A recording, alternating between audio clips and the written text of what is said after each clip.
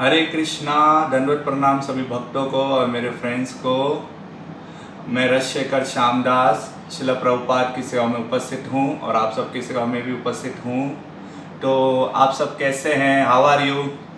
तो मुझे पता है आप सब खुश हो, घर के अंदर लॉकडाउन हो, माहौल ऐसा ही है कि हम सब लॉकडाउन हैं और लॉकडाउन में हमें बहुत सारी सेवाएं मिल रही हैं, घर के काम मिल रहे हैं, हम घर का काम भी कर रहे हैं और प्रभुपाद की सेवा में लगे हुए हैं। भक्त लोग तो सब पूरी तरह भगवान की सेवा में लगे हैं, प्रभुपाद की सेवा में लगे हैं, डेली क्लासेस चल रहे हैं। तो ये अच्छी बात है कि हम डेली क्लासेस अटेंड कर रहे हैं, क्लासेस सुन रहे हैं, माला कर रहे हैं। और सबसे विशेष बात तो ये है कि ये ऐसा एक मौका मिला है कि हम शिला प्रभुपाद का ग्रंथ पढ़ रहे हैं, तो हमें ये मौका छोड़ना नहीं चाहिए और ये पूरे विश्व में ये बात हमें फैलानी है कि शिला प्रभुपाद का ग्रंथ हर कोई पढ़े और सेवा में लगे, भगवान कृष्ण की सेवा में लगे। तो मैं आज का विषय मेरा यही होगा।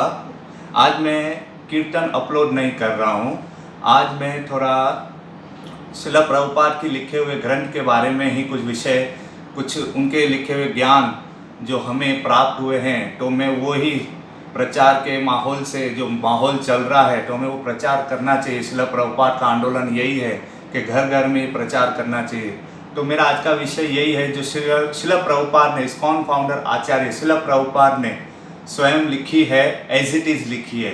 तो आज का मेरा विषय ही है, वो है श्रीमद् भगवद गीता, जो स्वयं भगवान कृष्ण ने कही है अर्जुन को।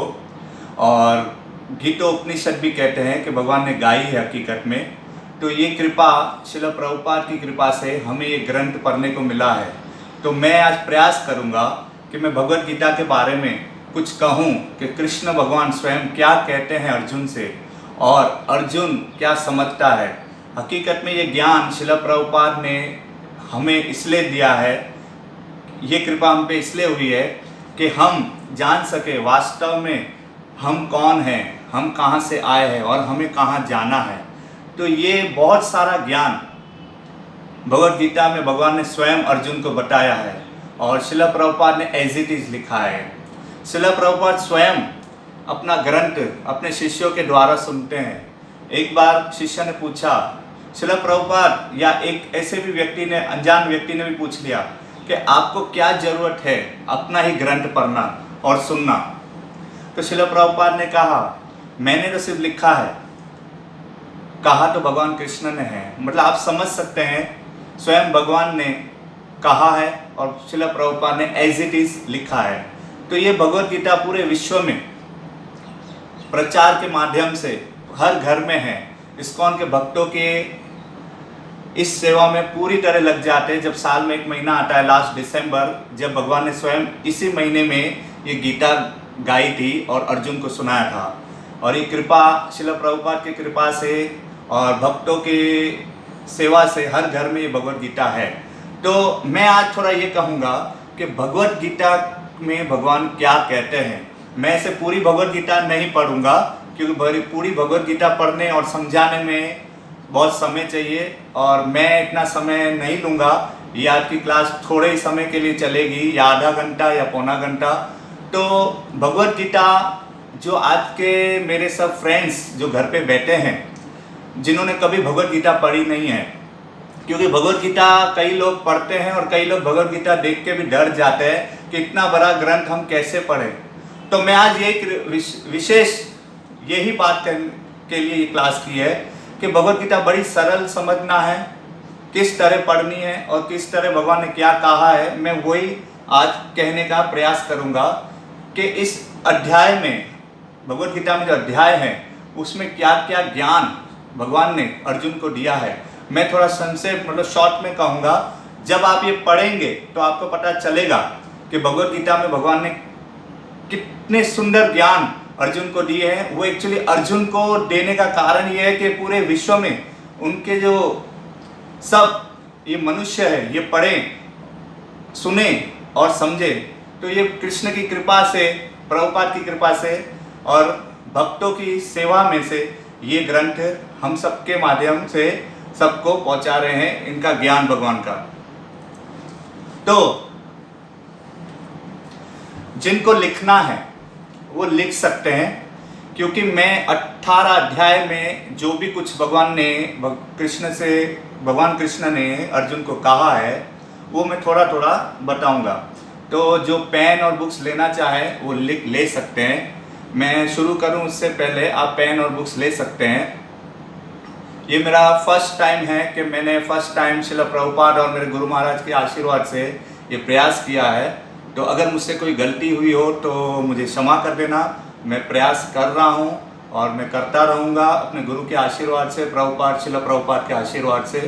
तो श्रीमद् भगवद गीता का ज्ञान पहले ही फर्स्ट फ्रंट से ही शुरू हो जाता है। आप सोचेंगे ये कैसे हो सकता है, तो ये जो ज्ञान फर्स्ट से ही शुरू हो रहा है। जैसे आप पढ़ रहे हैं, ऊपर भगवद गीता लिखा है और यथारूप लिखा है। भगवद गीता लिखा है श्रीमद् भगवद गीता और यथारूप। यथारूप इसलिए क्योंकि ये एज इट इज भगवान ने जो कही थी अर्जुन को वही श्रील प्रभुपाद ने लिखी है। अब मैं आता हूँ ज्ञान फ्रंट पेज में ही है, आपको दिख रहा होगा। ये रथ के साथ एक सारथी और सारथी के साथ जो रथ में पीछे बैठा हुआ है, जो ये युद्ध में लड़ रहा है। तो ये रथ क्या है, सारथी क्या है, मैं ये आज थोड़ा बताऊंगा। ये जो रथ आपको दिख रहा है, ये पूरा रथ क्या है हकीकत में? ये पूरा रथ हमारा शरीर है। आप सोचना कि मैं क्या कह रहा हूं और वो लिखते रहना। ये पूरा रथ हमारा शरीर है। और जो घोड़े आप देख रहे हो, 5 घोड़े, ये 5 इंद्रियां हैं। ये 5 हमारी इंद्रियां हैं। आंख, कान, नाक, मुंह, हाथ, ये 5 इंद्रियां हैं। और जो रस्सी भगवान कृष्ण के हाथ में है वो क्या है? वो लगाम क्या है? वो हमारा मन है। और जो सारथी स्वयं भगवान कृष्ण, वो कौन है? वो हमारी बुद्धि है। तो आप इस ज्ञान से समझ सकते हैं कि हमारी बुद्धि और ये लगाम जो ये मन है वो इंद्रियों के वश में है। ये इंद्रिया वश करती है, ये हमारा मन। लेकिन अगर हमारा बुद्धि भगवान कृष्ण स्वयं हो, ऐसा सारथी अगर हमारा बुद्धि में भगवान कृष्ण स्वयं हो, तो समझो जीवन में क्या कुछ प्राप्त नहीं हो सकता है। इसलिए कहते हैं भगवद गीता पढ़ना बहुत जरूरी है। इसके अंदर वो ज्ञान है जो हमारा जीवन बदल सकता है, हमें पूरी तरह परिवर्तन हो कर सकते हैं। हमें ये बता सकता है ये भगवद गीता कि हम कौन हैं, हमें कहाँ जाना है और हमारा असली सेवा क्या है। तो जैसे कि मैंने बताया फ्रंट पेज के बारे में।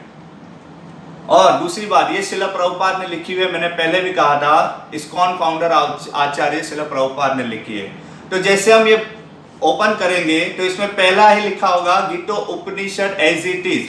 भगवान ने स्वयं गाई है ये, तो इसमें लिखा ही हुआ है गीतो उपनिषद।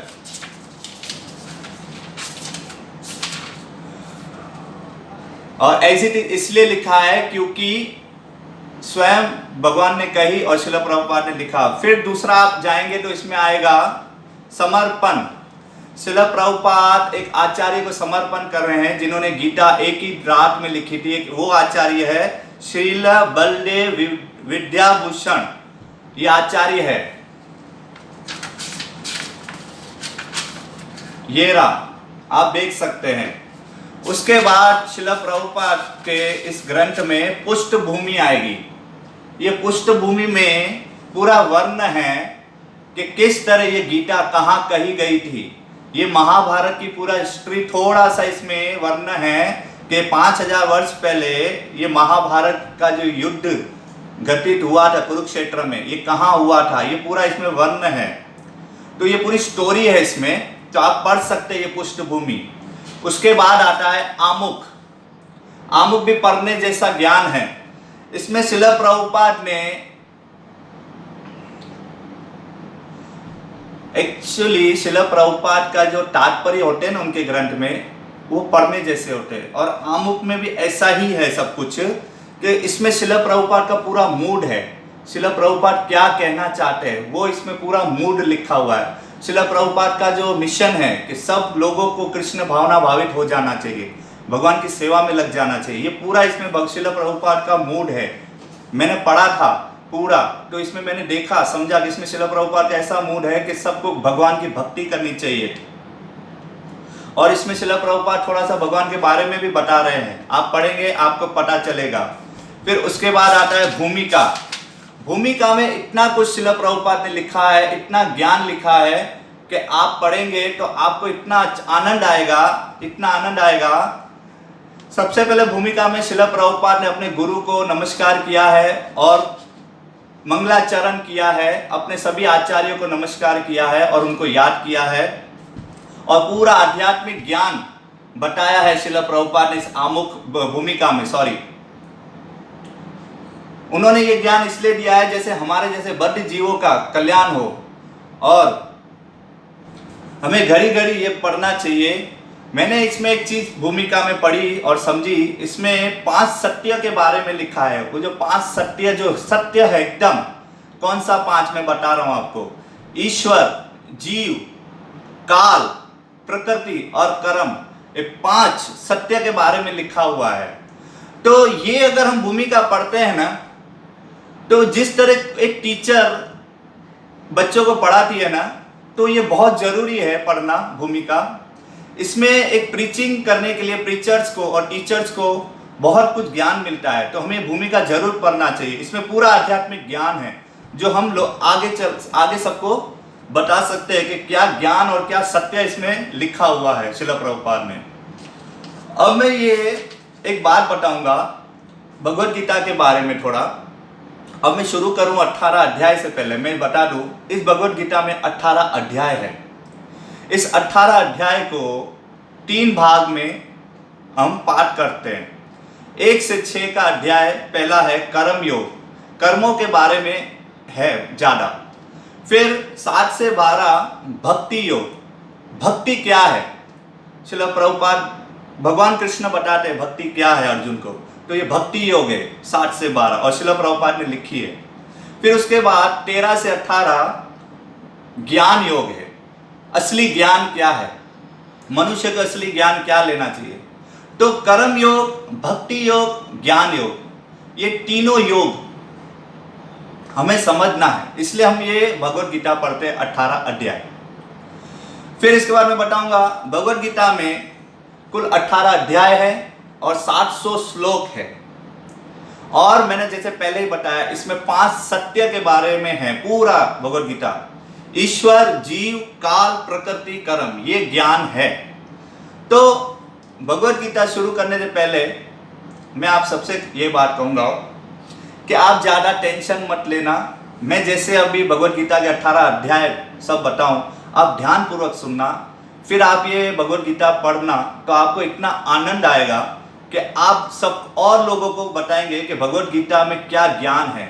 अगर ये हमारे जीवन में समझो अंदर आ गया ना ये ज्ञान, तो हमारा जीवन सफल हो जाएगा और हमें पता चलेगा what is the real goal, जो श्रील प्रभुपाद कहते हैं what is our real goal, to go to back to God है।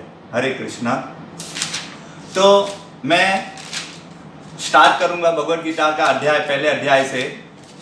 तो पहला अध्याय क्या है? पहला अध्याय है कुरुक्षेत्र के युद्ध स्थल में सैन्य निरीक्षण। इस अध्याय में पूरे सेनाओं के बारे में लिखा है, पांडव और कुरुक्षेत्र के सेनाओं में कौन से योद्धा हैं, उनके नाम हैं, और कौन से योद्धा किस पक्ष पे हैं, वो सब वर्ण है।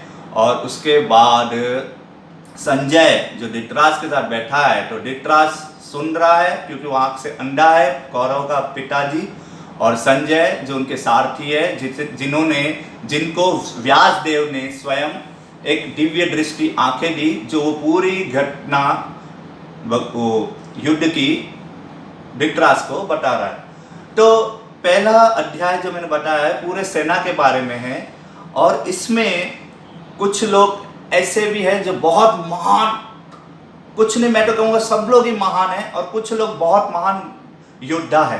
तो इसके बारे में आप पढ़ोगे तो आपको पता चलेगा।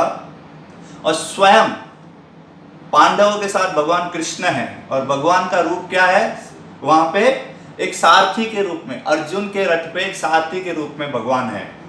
और ये पूरा वर्ण आपको पता चलेगा कौन शंख बजा रहा है, किस नाम के शंख सबके पास है, कौन से योद्धा है, आपको पता चल जाएगा।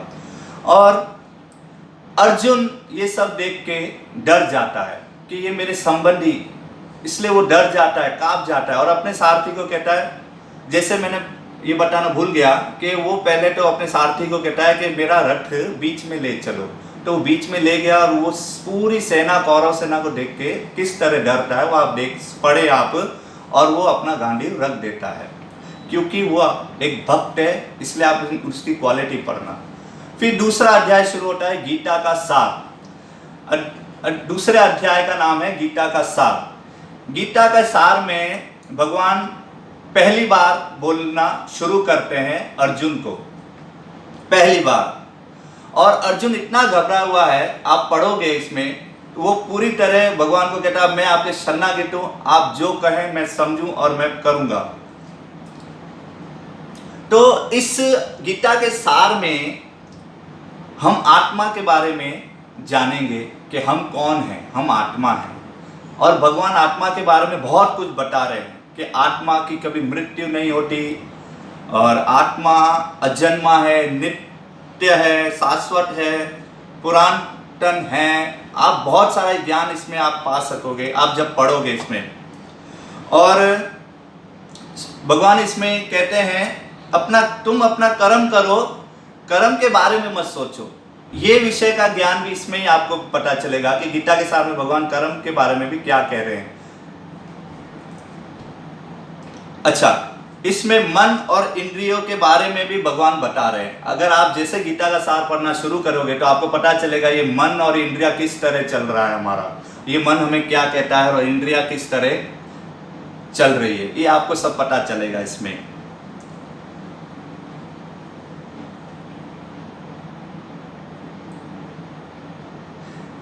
इसमें आपको ये भी पता चलेगा कि आप भगवत धाम कैसे जाओगे, आप कैसे जा सकते हो। ये भगवान स्वयं बताते हैं कि अपने मन और इंद्रियों को किस तरह काबू करना है। ये पूरा गीता का सार में ज्ञान है। और भी बहुत सारी बातें हैं पर मैं सब नहीं कहूँगा, आप पढ़ें तो आपको पता चल जाएगा। उसके बाद अध्याय 3 कर्म योग। कर्म योग, कर्म योग में भगवान कर्म के बारे में बताते हैं कि हमें कर्म क्यों करना चाहिए और हमें कर्म करना चाहिए और किस लिए ये कर्म करना चाहिए, इसके बारे में भगवान बताते हैं। और भगवान इसमें यह भी एक ज्ञान देते हैं कि सब कुछ, हर चीज, हर मेरे से ही उत्पन्न है, मेरे से ही निकला है। इस बारे में भी भगवान इसमें कर्म योग में बताते हैं। और दूसरा, कर्म योग में आप पढ़े, जैसे जैसे पढ़ोगे तो आपको पता चलेगा।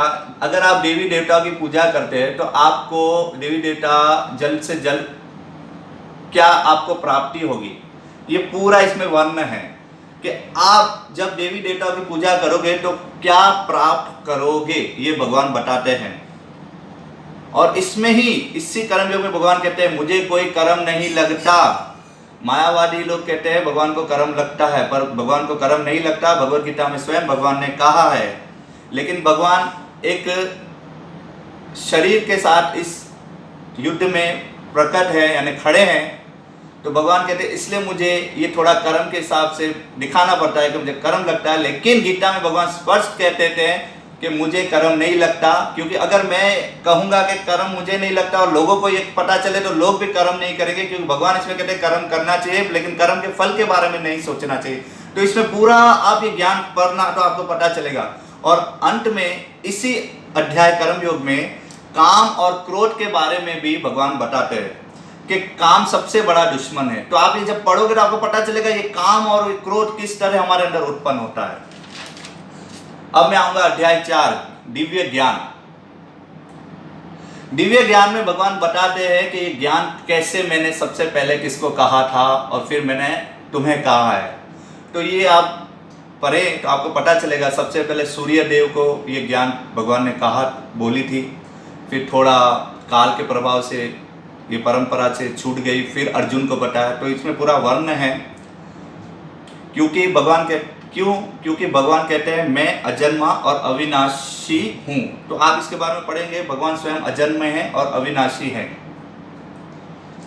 और इस अध्याय में, दिव्य ज्ञान में, भगवान ने ज्ञानी पुरुष के बारे में बताया कि ज्ञानी पुरुष किस तरह अपना कर्तव्य करते हैं, किस तरह अपनी सेवा करते हैं। आपको बहुत आनंद आएगा जब आप ये पढ़ेंगे। और फिर से कर्म के बारे में बताते हैं कि कौन सा कर्म होता है, कर्म, अकर्म, विकर्म के बारे में भगवान इस अध्याय में बताते हैं।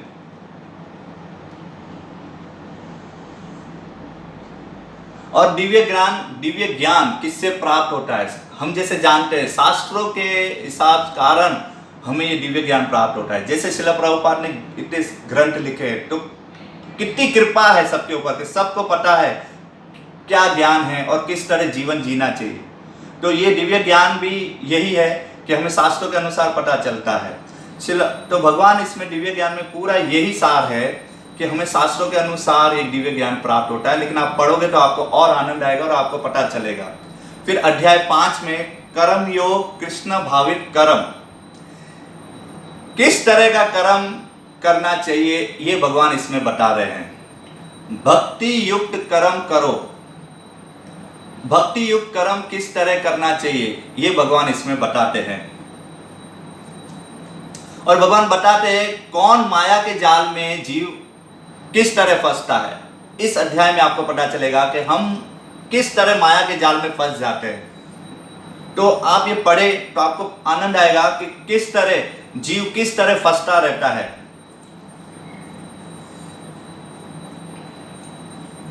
जो मन और इंद्रियों को काबू में नहीं कर सकता, जो अपने मन को काबू में नहीं कर सकता है, उसके बारे में भी भगवान बताते हैं वो किस तरह फंसता रहता है वो माया के जाल में। तो आपको इतना कुछ इसमें ज्ञान पता चलेगा कि हमारा मन कहाँ कहाँ हमें भटकाता है और ये इंद्रियां हमें कहाँ कहाँ फंसाती है। तो इसके बारे में आपको पता चलेगा। और इसमें फिर आगे आएगा कि हमारी आत्मा कभी कर्म नहीं करती, हमें प्रकृति के गुणों के हिसाब से बंधना पड़ता है। ये बहुत विषय गंभीर यानी एकदम गूढ़ ज्ञान है कि हम आत्मा है लेकिन हमारी आत्मा कर्म नहीं करती। ये कौन कर्म करता है ये आप हमें समझना पड़ेगा ये पढ़ के। और हम प्रकृति के तीनों गुणों से बंधे हुए हैं, ये पूरा ज्ञान इसमें है। तो आप पढ़े तो आपको पता चलेगा कि आखिर क्या रहस्य है। और इसी में हमें पता चलता है कि हमारा मन हमारा दोस्त भी है, हमारा शत्रु भी है। इसका बहुत बड़ा उल्लेख इसमें है। अगर आप पढ़ेंगे कि ये अगर हमारा दोस्त बन जाए मन, तो ये किस तरह सेवा में लग जाता है। और अगर ये हमारा दुश्मन हो जाए तो हमें कितना बिखर के बिगाड़ देगा, क्या हालत हमारी करेगा, वो आप इसमें पढ़ेंगे 5वें अध्याय में। अब मैं आऊंगा 6ठे अध्याय में, ध्यान योग में। ये मैंने 5th अध्याय कंप्लीट किया। और भी बहुत ज्ञान है पर मैं सब नहीं बताऊंगा, मैं थोड़ा थोड़ा ही बताऊंगा कि भगवान इसमें क्या क्या बताने का अर्जुन को प्रयास कर रहे हैं।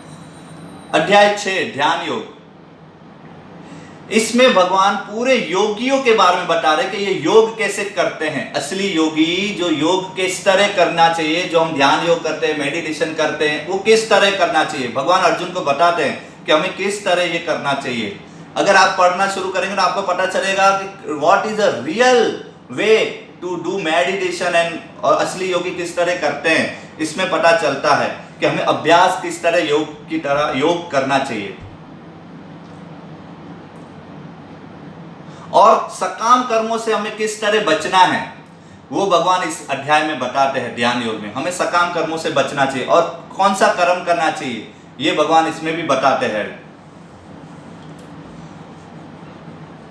और अर्जुन का इसमें सबसे बड़ा सवाल है कि हमारा मन बहुत चंचल है और हमें किस तरह बचना है, किस तरह इसको काबू में करना है, ये सवाल है अर्जुन का भगवान कृष्ण से। और भगवान कृष्ण बताते हैं कि किस तरह मन को काबू करना है। इस अध्याय में आपको पता चलेगा जब आप पढ़ोगे कि हमारा मन किस तरह काबू हो सकता है। तो आप पढ़ना और आपको पता चलेगा कि ये हमारा मन कितना बलवान है।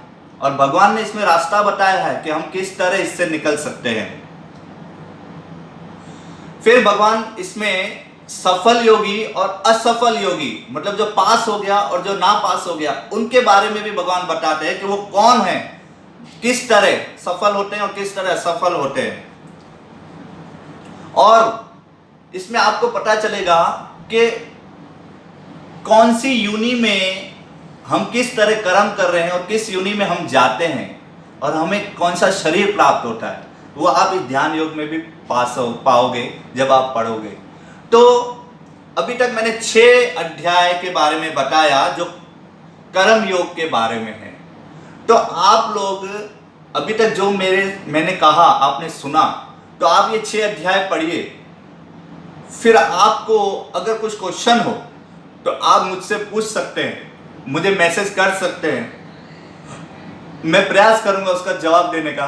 क्योंकि मैंने ये भगवत गीता गुरु महाराज की कृपा से, श्रील प्रभुपाद की कृपा से और मेरे शिक्षा गुरु की कृपा से कई बार पढ़ी हुई है, 8-10 बार। ऐसे तो मुझे इतना ज्ञान नहीं है, पर मैं प्रयास करूंगा उस सवाल का जवाब देना। तो आज मैं ये 6 अध्याय के बारे में ही बताऊंगा। नेक्स्ट डे मैं बाकी दूसरे 6 अध्याय, भक्ति योग 6 अध्याय, वो उसके बारे में बताऊंगा। मुझसे कोई गलती हुई हो तो माफ़ करना। हरे कृष्णा, दंडवत प्रणाम, थैंक यू, हरि बोल। श्रील प्रभुपाद की जय, श्री गुरुदेव की जय, हरि बोल।